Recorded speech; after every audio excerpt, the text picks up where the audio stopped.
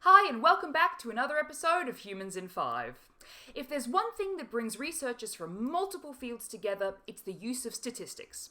Statistics is the discipline of collecting, presenting, and organising, as well as interpreting data. Methods in statistics can be applied to data collected for studies in engineering, the natural and social sciences, and medicine. It's what gives us handy percentages to quote on the news, but it's also the bane of existence for students around the world. Statistics are all around us, though. They're used in major academic studies, but they're also used to make pretty major decisions. Statistical tests can be used to test the effectiveness of medical treatment or examine possible links between early life experiences and poor mental health outcomes in adulthood. These data impact on people's lives and how governments spend money. Statistics are used alongside studies in the sciences not only to interpret data, but also to show that results from experiments could be reproduced. That is, if another researcher duplicated all the elements of a study, including using the same statistical methods, they should get the same results, including the same statistical results. But here's the thing, researchers don't always get the same results. A 2016 survey on 1,576 researchers published in Nature found that 70% of them could not replicate the results of other researchers, and more than 50% couldn't reproduce results from their own studies.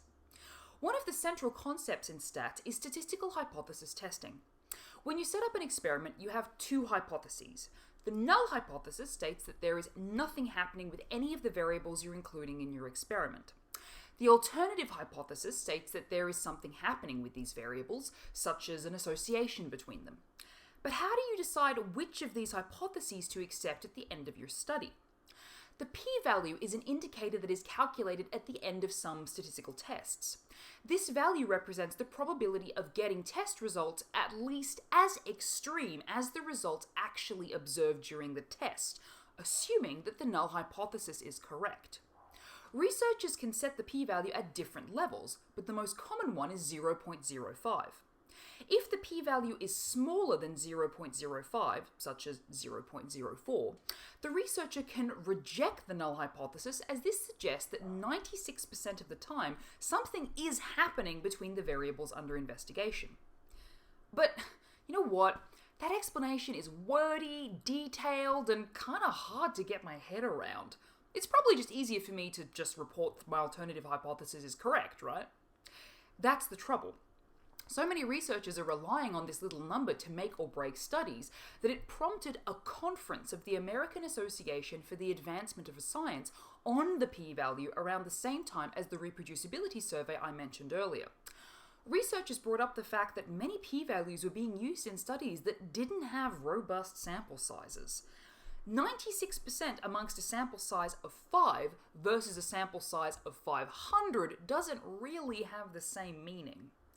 They also outlined a number of other studies and methods, as well as indicators that could be more nuanced rather than just relying on p-values.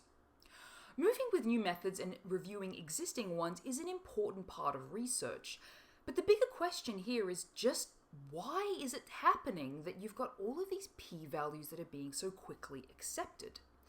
The race to publish the results of studies has become more intense than ever in the academic job market, meaning that researchers are feeling pressure to get their results out fast. There's also a particular privilege given to studies that show that there is a statistical link between variables. Everyone likes a happy ending to a story, and it looks like we want those for our scientific studies as well. Right now, the best we can do as researchers is make sure we've got good foundations in stats, review our methods, and not be tempted by that sweet and simple p-value. Thanks for watching, and we'll see you next time on Humans in 5. And don't forget to subscribe!